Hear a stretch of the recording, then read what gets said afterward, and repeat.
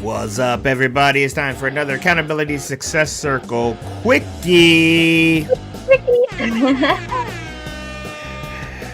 We are going to give you some tips on how to set up your day for success. So pull up a chair, grab a pen and something to write with, and let us know where you're calling in from. We're going to get started in just a moment. So hit those little emojis and whatnot to let us know that you're watching.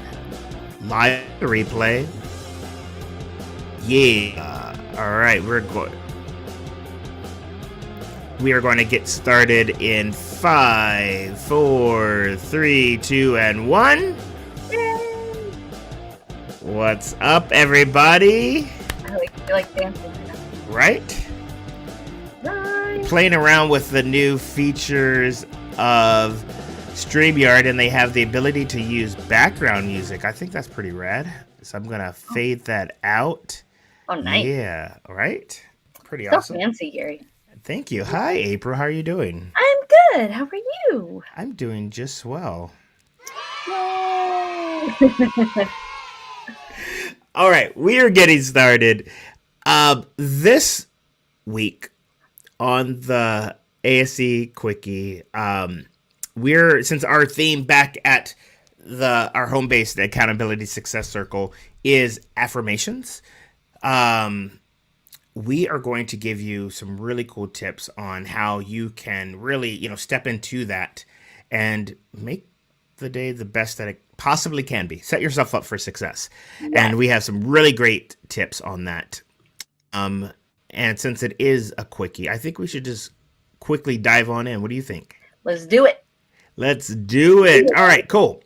This first one, I know it gets mixed reviews from people, but I'm just going to throw it up. Boom. First one is all about visualization.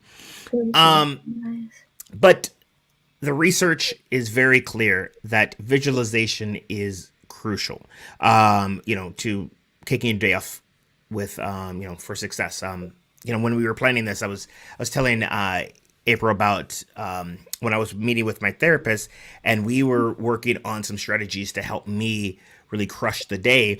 And one of the things I've been playing around with is, in addition to having, what are the things that I want to accomplish for the day, writing those down. We talked about that in our, how to get shit done, sessions.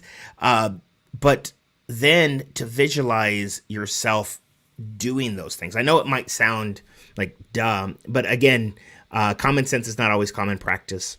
And I feel like since I've been doing that, having my list, sitting down at my desk and just taking a moment and just getting myself centered and, seeing myself doing those things, it's almost like I'm sort of role playing how the day could go. And I found that I am a little bit more productive than I have been. So I like to attribute it to the little bitty things that I've been doing. And so that's me. So April, what's your take on this? And when we were planning this whole, this content for today, in the past week, I have actually not intentionally done it, but I think in my mind, there were times where I knew that I had to get super focused, and I would, sit and as I would visualize, which I don't normally do. I just kind of dive in to do it. But yesterday I was in this mess of, I need to get my taxes done. I need to do this. I need to submit, certain things. And I had to go through a lot of paperwork, and I had all day to do it. But I think I did some preparation before I went on vacation this past weekend to know that this was a thing that I wanted to hammer out. And I thought it was going to take me all day. I had the whole day blocked. It actually took me 45 minutes because I did some of the visualization ahead of time, thinking about the actual steps of like, okay, I need to log in and pull these emails, and I got to do this, and I got to find and search for all of these things. There were some other things that came up that I then was also doing at the same time, but it was amazing how much faster by just kind of doing that visualization, how helpful that was. So that's a real life example where I took some, tips of the, our quickie tips and put them into practice, and actually were able to see the effects of that. So I am a fan of number one, visualization. Yeah, awesome. I love hearing that. Yeah. And that brings us to number two, which again, you know, in some things, people are like, "Ooh, that's just too woo woo," but affirmations, and I know what some affirmations, having played with all kinds of affirmations, some of them you say them, and just because you is not congruent with who you are currently, it's almost like your body rejects it. You're like you have that internal voice is like, are you sure? And so I want to give a new take on affirmations. Instead of making statements, how can you ask yourself questions as a way to affirm who you are and how you want the day to be? And so one of the things that I do every day is I ask myself a few very specific questions, and I'm going to share with you all here. And one of them is, what am I excited about today?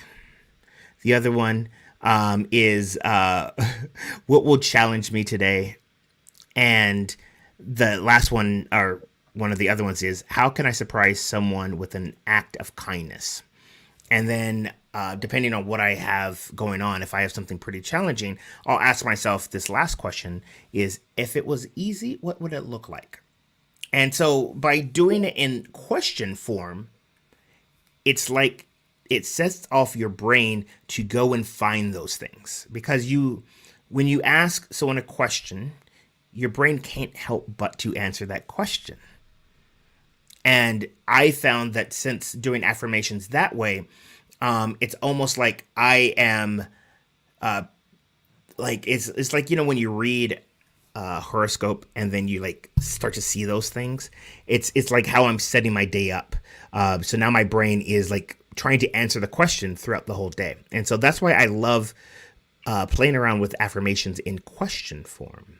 And April, what are your thoughts? I mean, I agree with this, and I like this. This is the non woo woo way to give yourself affirmations if you're not like wanting to look at yourself in the mirror and be like, you a sexy bee, or something like that. It's more of asking, and I think it is the way the question, setting up a question that is positive in nature to continually think about things that way instead of grunting and groaning about what's not working, or anything like that. So I like the different take on it. But yeah, I like the how can you surprise someone with an act of kindness today? That's one that I want to challenge myself to do, because I think a lot of it has been really trying to focus on self-care, but every so often I need to think about other people too. And so now that I'm starting to get out of my mess of the last 2 years of pandemic craziness, so I love it. Yeah. Well, for Oh, sure. and on that last point that you made, April, of like, helping someone and and thinking of kindness, it reminds me of that Zig Ziglar quote: "The fastest way to get to where you want to go is to help as many people as you can get to where they want to go." Yeah. And when you are focusing on bringing kindness to someone else, because it's so contagious, you can't help but to feel that kindness in return. Yeah. It's like a twofer. So yeah, 100%. Yay. and yay. All right, let's jump into the last one. So we talked about how to get the day started, and most of the time, you get off to a good start, and what happens? After lunch or whatever, you start to get that slump. And our last one is all about the midday motivators. Yes. And that one is important, to think about. And because, most of the time, we're not intentional. We start to get that midday slump, and then we habitually do something that is not going to be the best for us. Yeah. This is all about being intentional so that you can set up the second half of your day for success. And so, a few of these, again, don't necessarily have like, as adults, we probably frown on them, but I know that they're important. So we're going to throw them out there. Like, I don't know, naps. Uh, you know, I can most adult, like, most of the time we look at naps as like, when we when we're taking those naps, we feel bad, we feel guilty. Yeah. But here's an interesting thing when I was learning about like the power of naps and whatnot. And in some countries and in some organizations, they believe so strongly about this as a way to rejuvenate you and allowing you to set up the rest of your day for success. They have nap pods. They have things so that employees can go off, take a power nap, come back, and get to work. And a lot of times we associate like, oh, I just had lunch and now I'm feeling sleepy. And if that was the case, if all big meals put you to sleep, then wouldn't you get tired after eating breakfast? Mm. But we don't. And so, but and I'm the same way. Like I always thought like, oh yeah, it's after lunch. I'm getting tired. But the fact of the matter is, we've been up for at this point over 8 hours. And, if you think about our circadian rhythms and stuff like that, that's a long time to be up. And your body's starting to, feel the effects of that. So naps is a big one. And again, it could just be, guided meditation for about 10-15 minutes where you can close your eyes and whatnot. But what are the other things that are going to bring you joy, that are going to rejuvenate you? I talk about creating a playlist so that you can whip things out. You're like, all right, I have an hour. What are the things that I could do? And so it's all about intention so that you can rejuvenate yourself.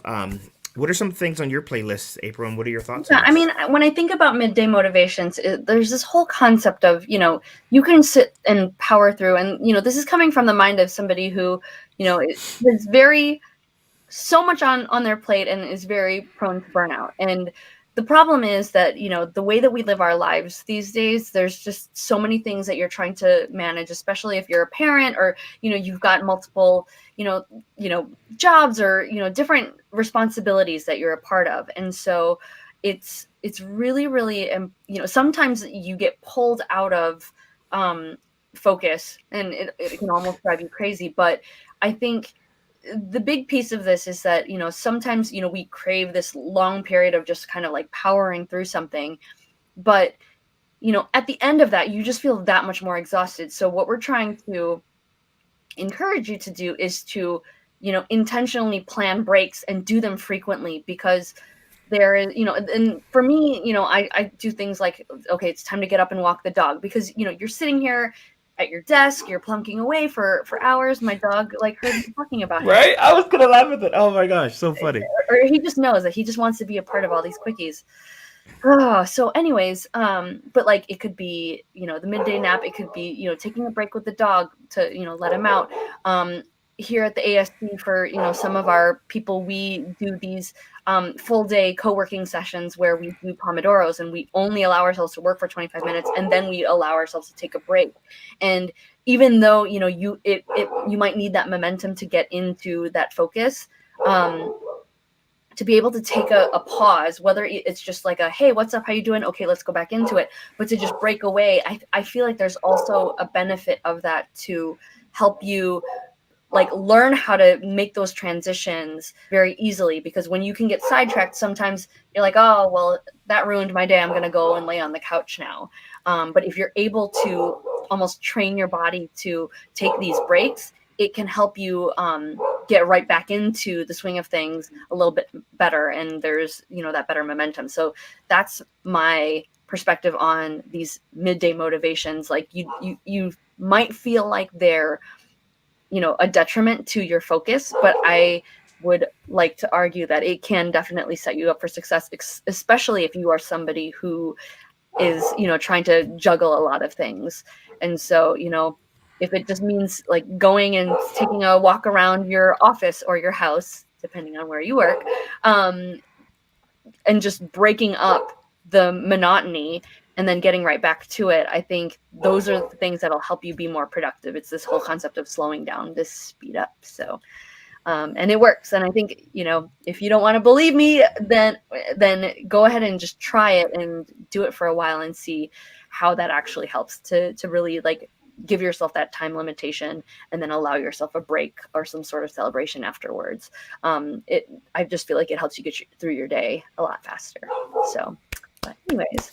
Well done. Right. So that's our quickie for the week. We will come back with another one in the next couple weeks or so, but we just really want to thank you for tuning in, whether it's live or it's on a replay. You're seeing this as a on all of the social media channels as a way for us to tell you about the Accountability Success Circle, which is an amazing community that Gary, I, and or Gary, me or I don't know, and Rebecca Mars, we are the leadership team for, and it is a community for adults to help stay focused on the things that really, really matter and help support each other in a really positive environment to accomplish whatever goals it may be that we're trying to accomplish. So come check us out. We got a 1-month free trial. It's accountabilitysuccesscircle.com. Some amazing people from around the globe, and we focus on making sure that things are fun. And it's not just, hey, let's just accomplish our goals. Let's have fun and enjoy the journey along the way. So come check us out, and we'll see you very, very soon. Yeah. And also, let us know what you thought of this session. Are there any particular rituals that you're going to apply or play with? And we will see you on the flip side with the next Quickie. Till then, see ya.